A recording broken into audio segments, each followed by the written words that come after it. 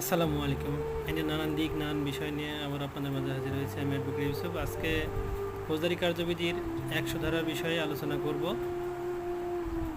যদি জেলা ম্যাজিস্ট্রেট অথবা নির্বাহী ম্যাজিস্ট্রেট কোনো সংবাদের মাধ্যমে জানতে পারেন যে কোনো ব্যক্তিকে একটা নির্দিষ্ট এলাকায় বা নির্দিষ্ট জায়গায় আটক রেখেছেন, তাহলে সেই ক্ষেত্রে নির্বাহী ম্যাজিস্ট্রেট তল্লাশি পরোয়ানা জারি করবেন বা সার্চ ওয়ারেন্ট জারি করবেন এবং সার্চ ওয়ারেন্টের মাধ্যমে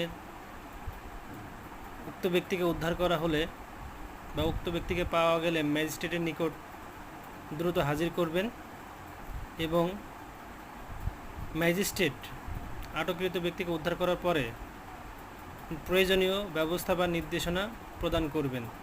ধন্যবাদ সবাইকে। নতুন নতুন ভিডিও পেতে আমাকে সাবস্ক্রাইব করে রাখুন।